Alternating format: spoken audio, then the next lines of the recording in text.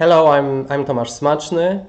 I have been in the business for the last 20 years in different positions and different sectors, but mainly in sales and marketing. But what I'm doing now, I'm a parenting educator and a leadership coach. For a start, I would like to invite you for a walk with a child. This may be a child of your own, or this may be a child you know very well. So imagine you are preparing for this walk, and the kid is putting his shoes on, but he's very struggling he's struggling with lacing his shoes, and he's getting frustrated. And all of a sudden, he's actually taking off the shoes and throwing them against the door. What do you do? And then eventually you're leaving the house and you are in the playground, and the kid is climbing a structure and he's getting to the point that he's hesitating to go farther. He's pretty high already, but he's frustrated. He's a bit hesitating, and he calls for your attention. He calls, "Help!" What do you do? And then you continue your journey through the park, and you're just walking around along one of the paths, and he's running freely, exploring the environment, but he's really energetic, and he runs here and there, and all of a sudden he stumbles and falls down, and there is this terrible silence for a moment. And then you start hearing him crying. What do you do? I'm not going to test your parenting knowledge, but with this simple exercise and maybe reflection of what would you do in these situations, I would like to just convey the message that we pretty much know what to do. And developmental psychology and child psychology give us a lot of hints of how to behave in such moments, so that we really help our kids go through these experiences.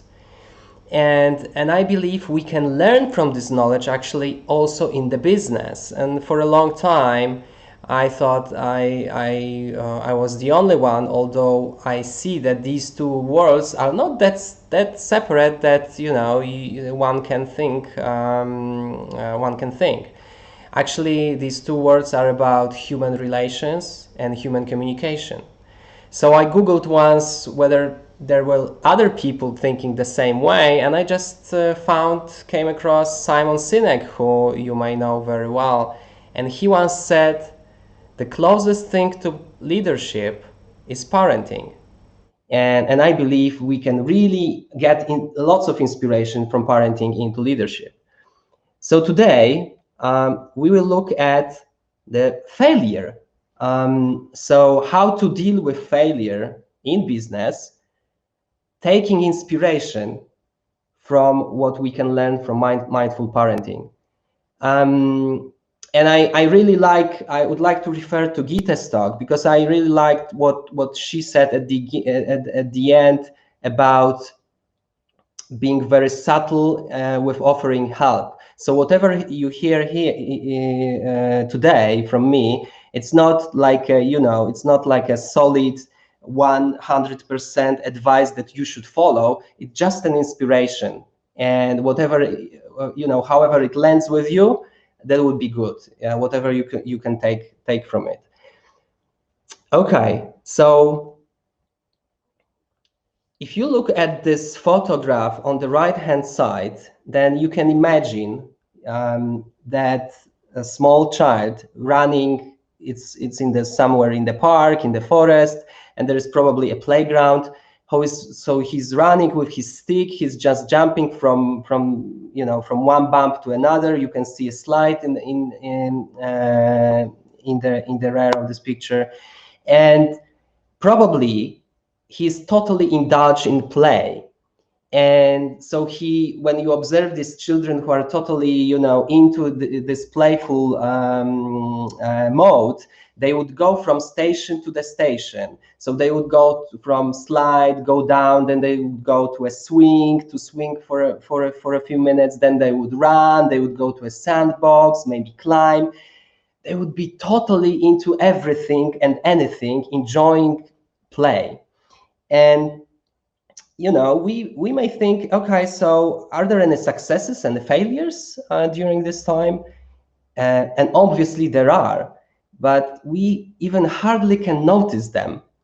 And the reason we can hardly notice them, because the kid also, even they happen, but the kid is so focused on playing itself that they really go very quickly from one success to another failure, from one success to another failure, from one success to a failure.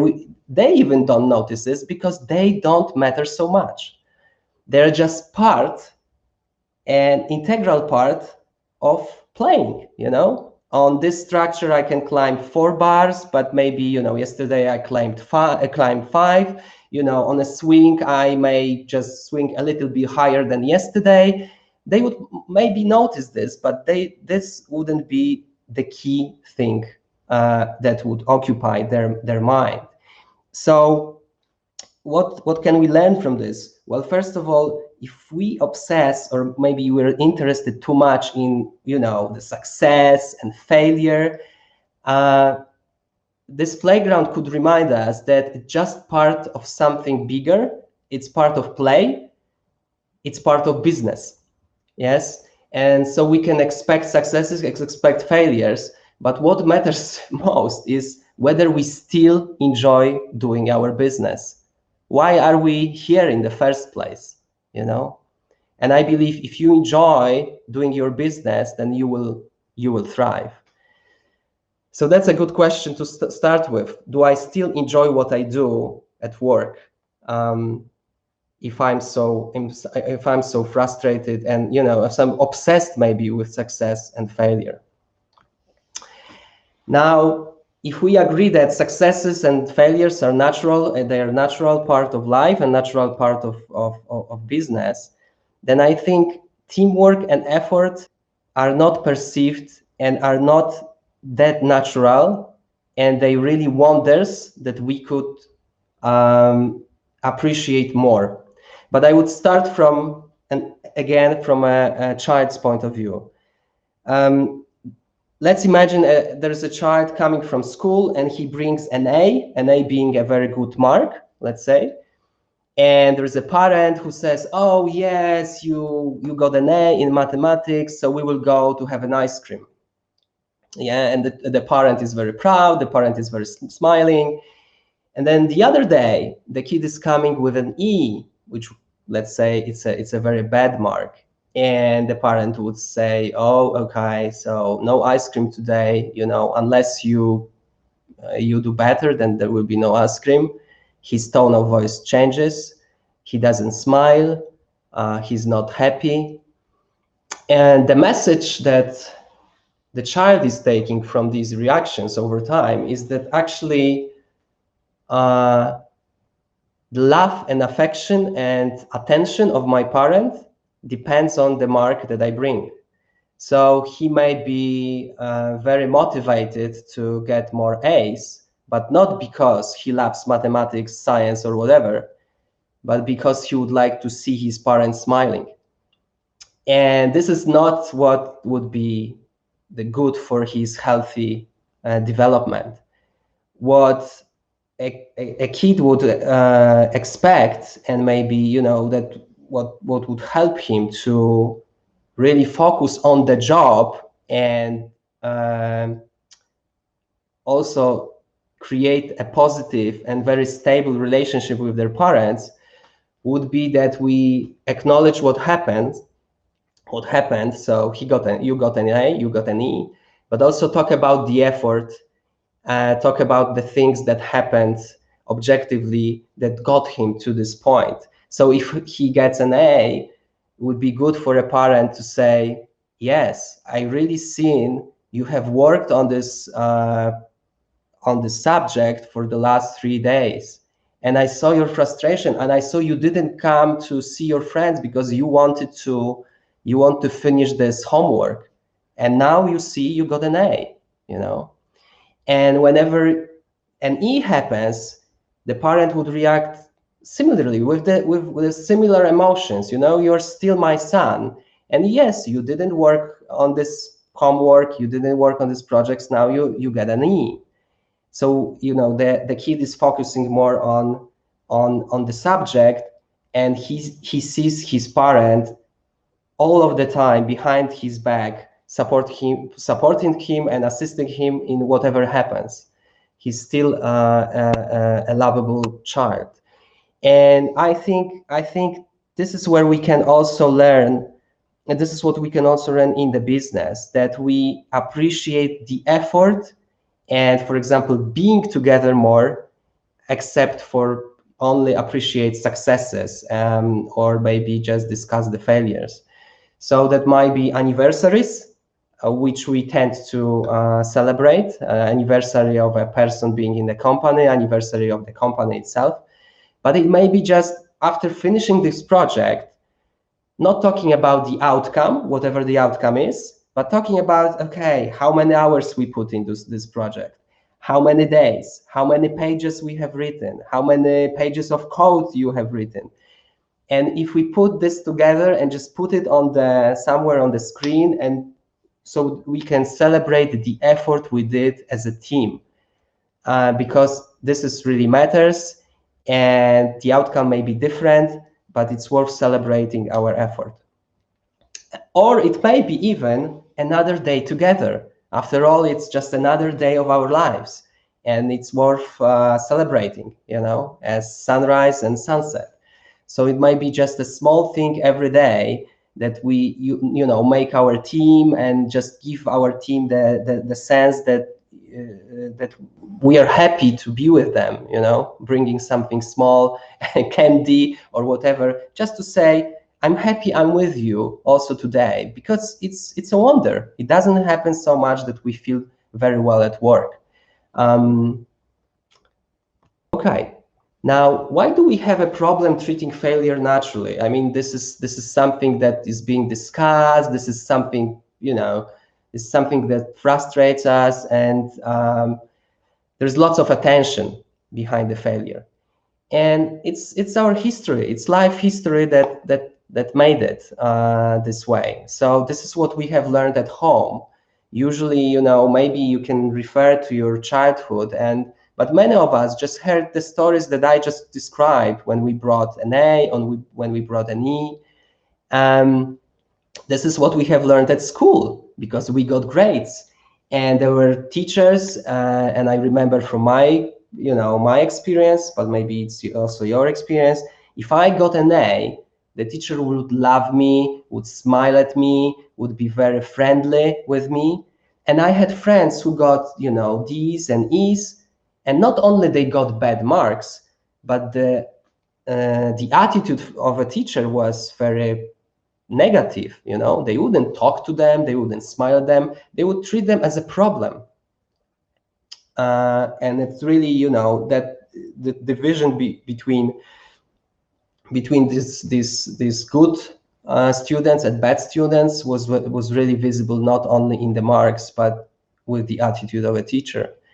Now we are also deceived by biased corporate news on LinkedIn, for example. I recently talked to a friend who is a leader for one of the IT startups, and I read lots of positive news. He's expanding globally, and you know, just good news. And I said, "Wow, you're doing great. We haven't talked for some months. Your business is doing great, and you know, it seems like perfect." And he says, "Tomasz, it's not that way. What you see as success is only a propaganda of success. We are talking about positive things. I'm not talking about negative things and failures and problems on LinkedIn. I'm talking about positive things. So the impression is it's only success." And it's even worse on Instagram. because it affects our personal lives. On Instagram, generally, we see only successful people, very good looking, doing very exciting things, traveling and drinking colorful drinks. And if we are in a more miserable, stage of our lives, then we think we are the only ones. We are really failures because everybody else is having good time, is successful, and is positive. But it's false. It's fake. Everybody suffers, everybody fails, and I tend to remind this myself just to also keep my stress out. Gita was talking about the stress. So whenever I see a celebrity or a successful sportsman, I'm sure he also fails, and I'm sure he also suffers, and that helps also dealing with personal failures. Now, accept emotions that come with failure. If we again look at this parent-child relationship, kids need to express their hard feelings safely to clear their head and move forward. Safely, meaning with a person they trust, and usually these people are who they trust are their parents, and so. But it's not easy. It's not easy because, when we hear crying, when we see a child crying, and we hear them crying, naturally and genetically even, it's uncomfortable. It's uncomfortable because it is made this way so that we come and do something about it. But what we are doing about it is usually suppressing the emotions because we don't know what to do, we don't know what to say, and we evoke, we feel uncomfortable with our emotions, so we want to end it. And unfortunately, very often we just hear, parents saying, "Oh, don't cry. There's no reason to cry. Oh, oh, look, there's other children are not crying and you are crying, or just simply stop crying because I cannot stand it anymore." And this is not helping the children to process the emotions so they can really clear their system and move forward. So if we now go to a business situation and ask ourselves how can we use this and get inspired by this, it would be the simple thing that we could offer and do is just listen. If we don't know what to do and how to deal with somebody's failures or somebody's emotions, if he's open up enough to share with us. So the first thing we could do is really listen and be with them. And this is what they would need. And that would be hard enough for us in the beginning because, it's really hard to look at somebody suffering and be with them and not trying to stop it in a way. So, but that would be very helpful. Somebody is by my side.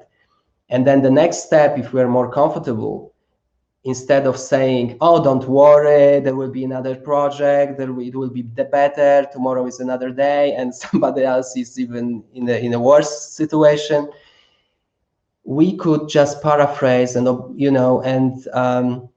observe how he's feeling, what he's doing, and just offer a narrative of what's really happening. So we can say, "Yeah, I can see that you are suffering. I can see it would, from your words, I can hear that it's been very important and you feel disappointed. Yes, I know you put lots of work in this project and it's normal and normal that you are now, sad.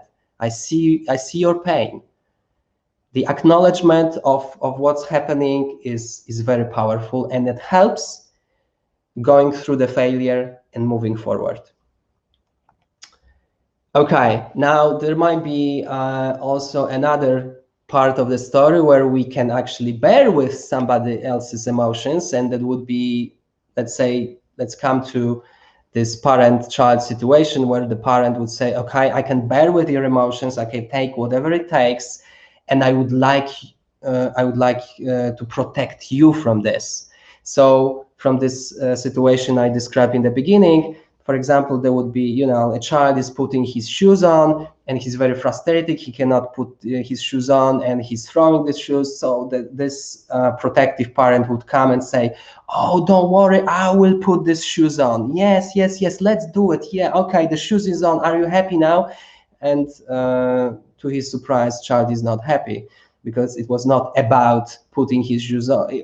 It was not about having his shoes on, but it was about putting his shoes on, the process. There might be, as in this example, that a child falls down and and luckily maybe nothing happens physically, but the child is crying a lot, and the parent would go and hug, and in a, I would say, um,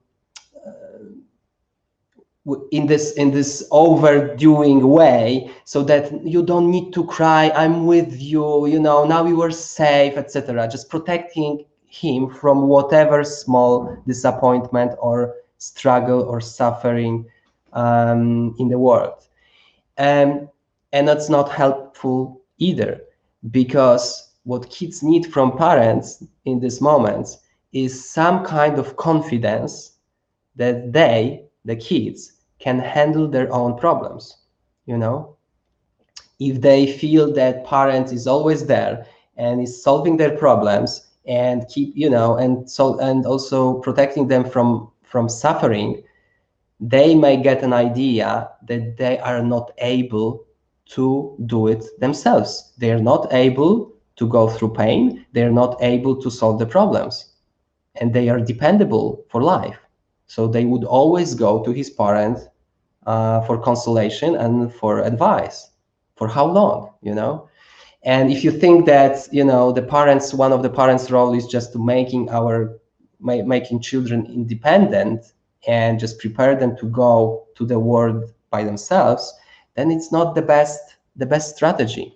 So when you are a leader and you may be seeing yourself that you're maybe overprotective and you would like to, solve all the problems for all other people, then ask yourself, how much do you believe in your team?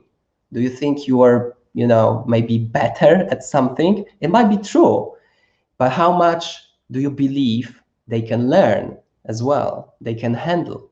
If you have this belief, they would learn. If you don't have this belief, then you would just repeatedly solve the problems and for themselves, and they would just learn to come to you.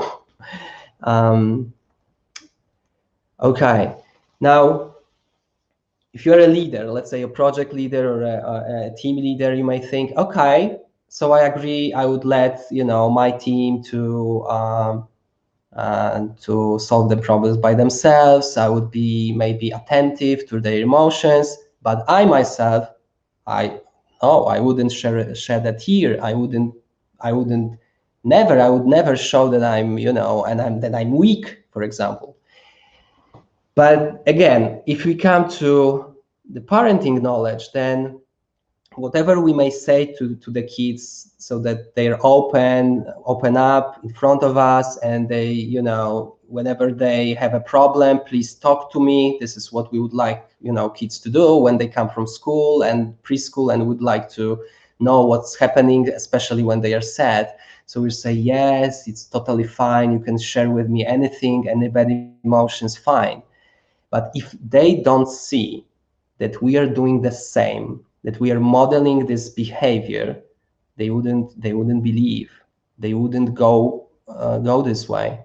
They also need to see, the children, that if we are sad, that we will show it.